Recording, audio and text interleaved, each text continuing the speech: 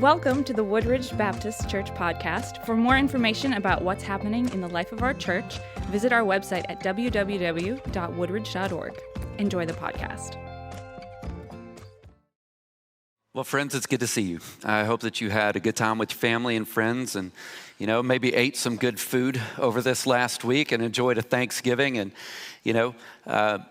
and gave thanks. That is part of what it is for, right? Is you just give thanks. And so I hope that you got to do all of that. This morning, we're going to be in Ruth chapter 4, and we're going to be finishing our study of this great little book. And so I invite you to turn there in Ruth chapter 4. In the meantime, what I'll do is kind of get you up to speed, just kind of where we've been, so that what we're going to be looking at today might actually make a little bit of sense. When you go into Ruth chapter 1, there was a lot going on there. You're introduced to this woman, Naomi, whose husband, Elimelech, passes away. And then you see her two sons eventually, Mahlon and Chilion. They also pass away. That's difficult. And it wasn't just that. There was a famine in the land, the way that the Bible talks about it. And so they were displaced. They had to, sell everything they had, more or less, and then they have to move to a place that they didn't know. They're having to establish new relationships with a group of people that, at least by history, they don't have a good history with each other. They're enemies with each other. There's a lot going on. When you look at Naomi's response to it all, her name means sweet delight. It's meant to be a synonym for what it is like to live in Eden. And then she looks at her life and she goes, my life is nothing like that. I mean, if Eden is a place, I'm not living in that place. And the truth is, that's exactly right. I mean, a lot of the things that we go through in life are not necessarily because of your personal sin. Some of it is, right? But not all of it is. I mean, sometimes what we're going through in life is because we're living outside of Eden. We're living in the brokenness of everything. And that's the way she felt. And so the way that she went about it was she comes back and she's back home and they're like, whoa, is this really Naomi? And she's like, well, don't call me that. Call me Mara, which means bitter. She had kind of lost the ability to see everything that was going on in life. Because even though she was going through some tremendously difficult circumstances, there's still more going on in her life than tremendously difficult circumstances. Now, she's got this daughter-in-law named Ruth. And Ruth, who married to one of her sons, Naomi's sons, she's lost a husband. And there becomes this big question. I was like, so what is it now for us? It's not like we have land. It's not like we have provisions. It's not like we have a family name that carries on. And so they're continuing to be in a difficult place. But then this dude shows up. There's a guy named Boaz. And Ruth meets him. She goes to his field and, have the law of gleaning, which means the edge of the field that they would be working was meant to be left for people that just didn't have a lot. So you would take the field, you would work it, and you would eat it, but you would also sell it, and that's how you made your living. But the outside of the field was left for the poor, the widowed, the orphaned. And so here comes Ruth. And as Ruth walks up, she's gleaning from the field, and that's when she has this meeting with Boaz. And Boaz is identified as what is called a family redeemer. And what that means is you have somebody literally in the family. You have somebody in the family that can go and they can buy back the land that probably they had to sell because of the famine. You have somebody in the line of the family that can buy the land back, and they restore not just the land, but they can restore the people as well. And Boaz is one of those people that is identified as a family redeemer. Now, the thing that you have to remember, though, is with a family redeemer, the cost is all on them. I mean, Boaz would be the guy that would have to pay his own money to get the land. He's also the guy that would have to provide for Ruth and Naomi should he take them under, as the book of Ruth says, to take them under his wings. It comes at his personal cost for them to be redeemed.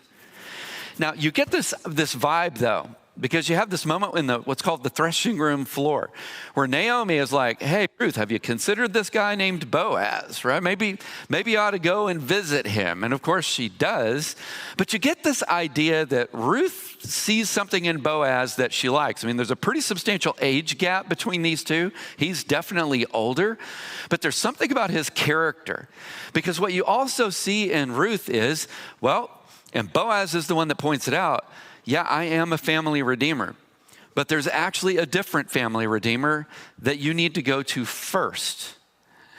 And so with all of that in mind, are y'all with me so far? I've just kind of walked you through where we're at. So you have Boaz, this honorable man. Here's what he says: I will redeem you if this other guy won't. But we need to do it the right way. And with that in mind, this is where the story begins in Ruth chapter 4, verse 1. So Boaz went to the gate of the town and he sat down there.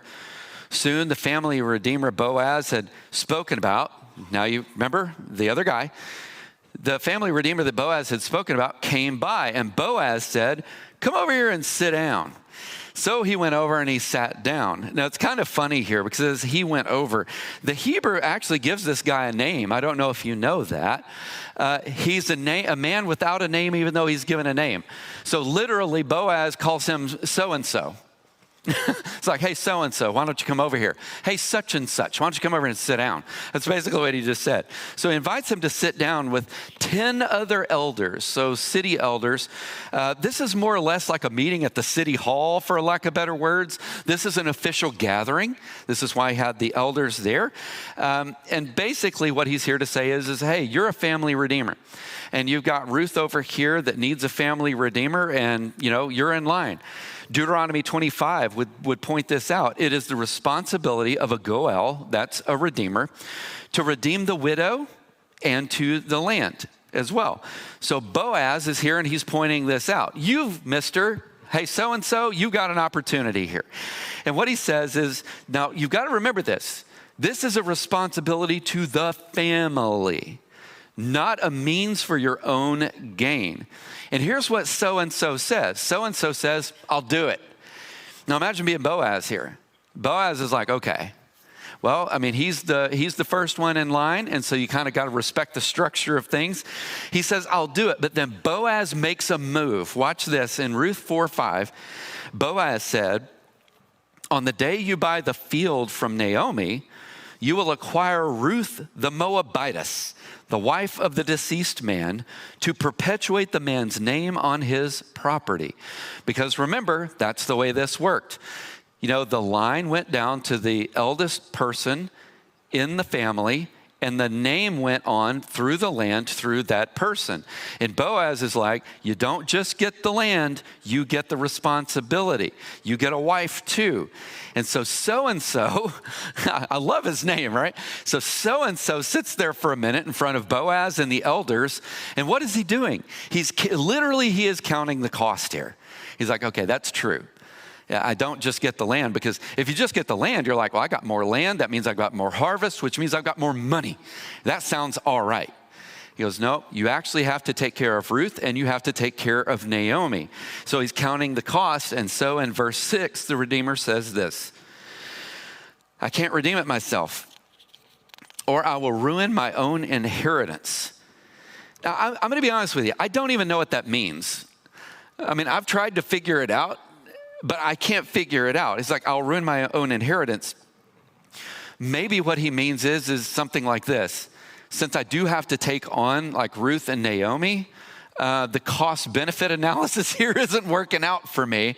Maybe it's something like that. So what he does is this. He says, take my right of redemption because I can't redeem it. Now, here's the thing, friends. What this shows us is that redemption is costly. It's costly. And here what you see from so-and-so is you find somebody that's not willing to pay it. I mean, he says it's too much for me. And so really at its core, what you're finding is you've got a guy that could do it, but he doesn't want to. But what that also means is something like this. He misses out on being a part of a redemption story here. His name, when you think about it, his name, so-and-so, like other names before, they say something about him. I think it's intentional here. His real legacy, just like his name, is completely forgettable. It's completely forgettable. I mean, he chooses to pass on being a part of delivering a family from a couple of possibilities here. And the possibilities weren't that many. But when it came to Naomi and Ruth, usually slavery would get involved. And this guy has an opportunity to look at them and say, I'm willing to make the sacrifice so that you don't have to have this life. And instead, he looks and he goes, that is a real sacrifice that I would have to make, and I'm not willing to pay it for you. That's his legacy. That's why he's a so-and-so. That's why he's a so-and-so. He valued personal cost over kingdom goodness. But that's not Boaz, is it? That's not Boaz. Look at Ruth 4:7-10. At an earlier period in Israel, a man removed his sandal and gave it to the other party in order to make any matter legally binding concerning the right of redemption or the exchange of property, much like we do today, right? I'm kidding. I'm not going to get off on the sandal thing terribly much, but I think this is basically it. It's like if there was an agreement that we made where like you would be the family redeemer and you go, I'll pass on that. You got the elders here as the witnesses, so it's legal. You understand what I'm saying? If he were to take off the sandal and hand it and it's his sandal, it is his physical proof that he was willing to pass on his legal possibility here. I think that's all that it really is. So this method was legally binding in a transaction in Israel. So the Redeemer removed his sandal and he said to Boaz, buy back the property yourself. And Boaz said to the elders and all the people, you are witnesses today that I'm buying from Naomi everything that belonged to Elimelech, Naomi's husband, Chilion and Mahlon, those were her two sons. I've also acquired Ruth the Moabitess, Mahlon's widow, as my wife, to perpetuate the deceased man's name on his property, so that his name will not disappear among his relatives or from the gate of his hometown. You are witnesses today. Now you have to remember this. If you did not have a family redeemer like this, and the family's name stopped right there, it's like you never existed to begin with. And so you've got this moment with Boaz where he says, Mahlon's name will continue to go forward. His name will carry into the future because of what I'm going to do. Now, here's the thing. When you look at this moment, and I've said this before, for all the suffering and hardship that happens at the beginning of the story, you just have to wait, because here we are at Christmas season and it turns like a Hallmark movie and Boaz is about to get the girl. He's about to get the girl. You can cue whatever love song that you want right here that just kind of floats your boat, but this is what's going down right now. Did you see 3 times here it says that all of these, the elders and everybody that's around, he says, you're witnesses to this. But what are they witnesses to? And I think it's more than one thing. I think it's more than just this legal transaction of him buying the land so that a family is covered by him. I mean, it's true. He's getting Ruth. And it seems that he's kind of developed an eye for Ruth. Like there's something about her that he's really attracted to, he's really drawn to. And he's pointed it out before what it is. She is a woman of tremendous character. Like he's just drawn to her. She's drawn to him for the exact same reasons, right? So he's getting Ruth. That's one thing that they're witnessing here. He says, I'm going to take her as my wife. There's a second thing here. He's redeeming the land. And he's redeeming Mahlon's name. They're witnesses to those 3 things. Do you remember Mahlon?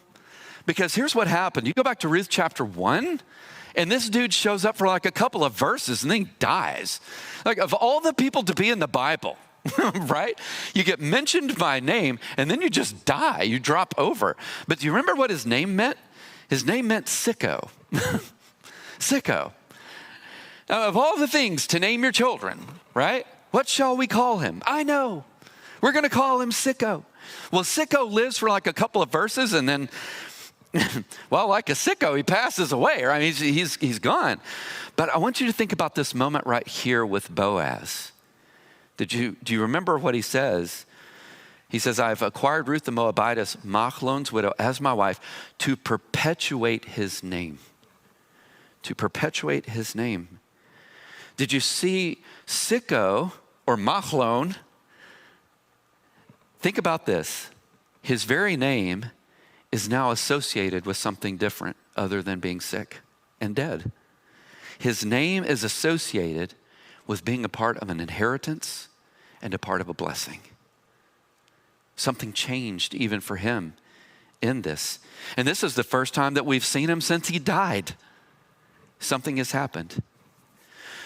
When you think about what's going on here, it's really a pretty beautiful thing, don't you think? It really is.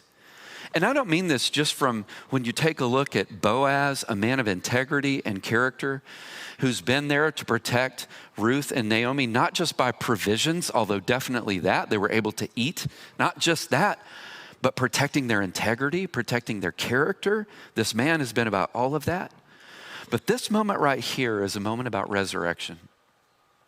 It really is. Because he's raising up the name of the dead. He's doing something here. Something that is known for sickness and death and lifelessness is now known for inheritance and blessing and life. Think about it with resurrection. Dead things come back to life.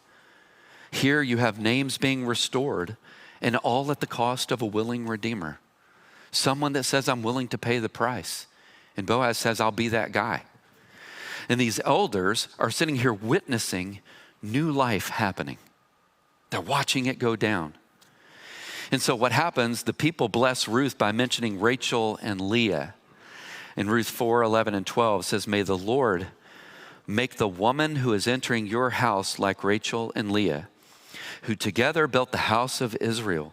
This is a lineage kind of thing. May you be powerful in Ephrathah. May your name be well known in Bethlehem. May your house become like the house of Perez, the son Tamar bore to Judah, because of the offspring of the Lord will give you by this young woman.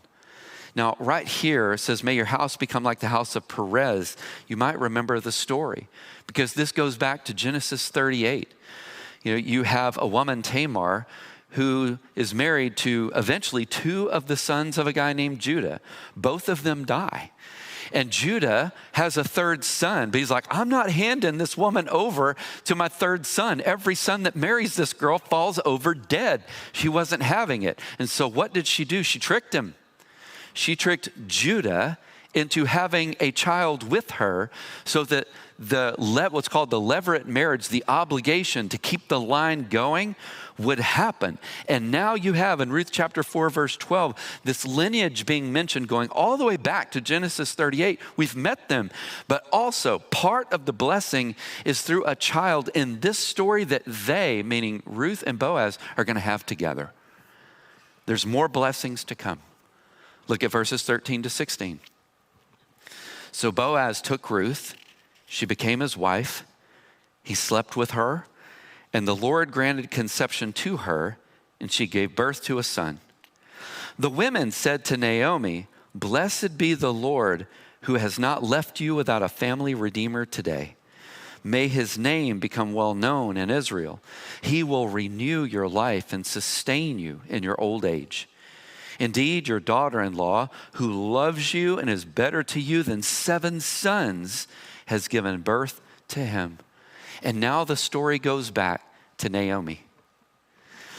At the beginning of this, her name, which was reckoned to be considered as the same as like living in Eden, but then you just see everything fall apart.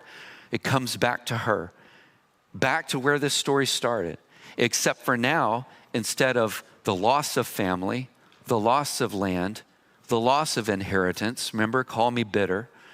Her story is about God restoring her family. Even here it says better than 7 sons. And I want to be clear here. You can see why sons matter in this culture. The name passes down through them.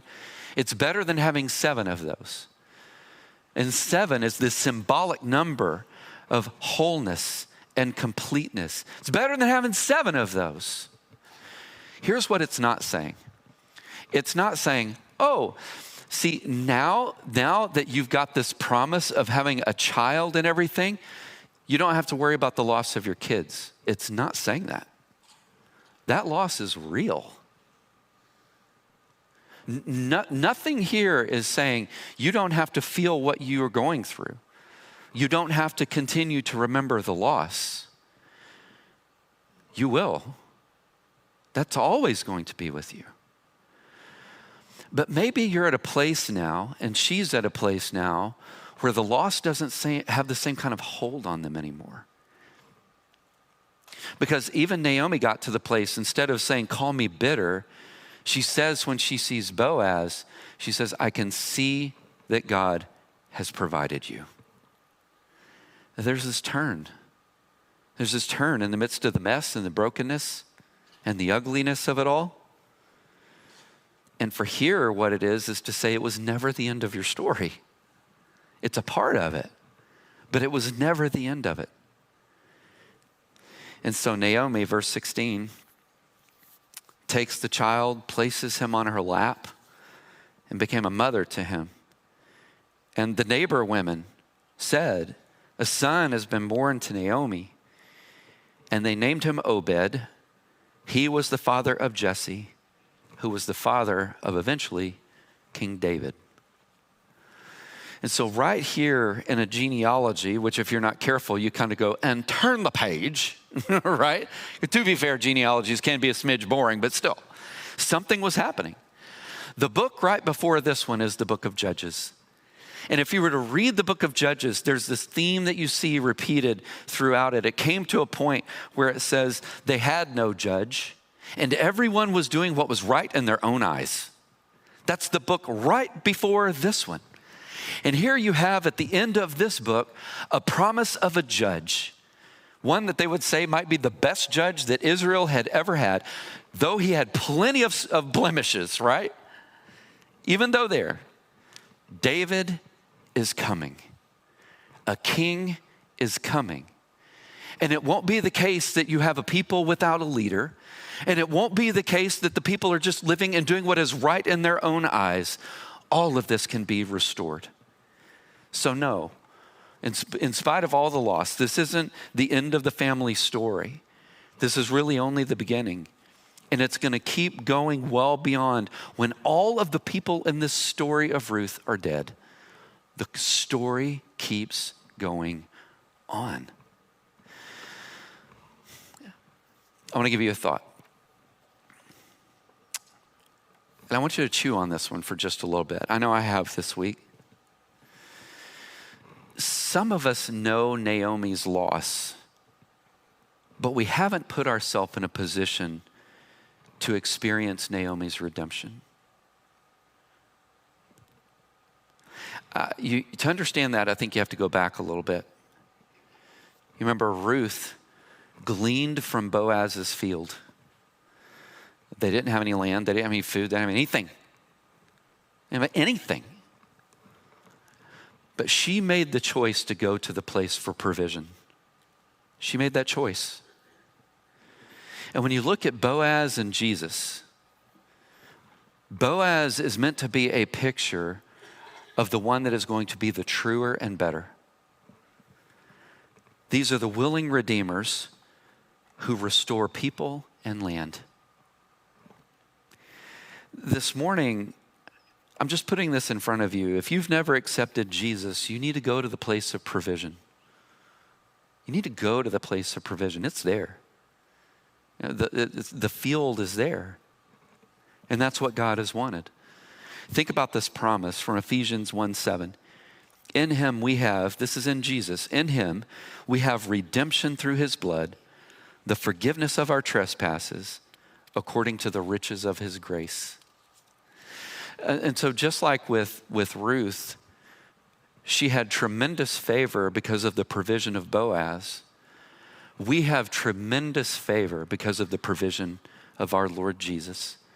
Something that this morning I want us to remember as we take communion. Thankful for Jesus. In a moment, I'm going to give you a chance to come forward. Our deacons are going to be up front. They're going to be here to serve you. But this is really a sacred time. There are certain things that I just want to remind you of when it comes to Scripture. One is that communion is for believers. You know, communion is for those that called on the name of Jesus and were saved. That's who it's for. And so before we go to communion, I want to give you an opportunity. Maybe you've come into this place this morning that you've never called on the name of Jesus. We had prayed today would be the day you would. What the scriptures indicate to us is that our sin is real. We've all got it. I've still got it. But His grace is more. His grace is sufficient. When you think about what Jesus did for us, and I want to talk to even believers this morning, people that have maybe years you followed Jesus. I don't ever want it to be lost on you what He did for you. That the price of our redemption was the cross. It wasn't the gleaning of a field. That was His provision for us. And that by grace you were saved through faith in Him. We hope you have enjoyed the podcast. For more information about our church, visit www.woodridge.org.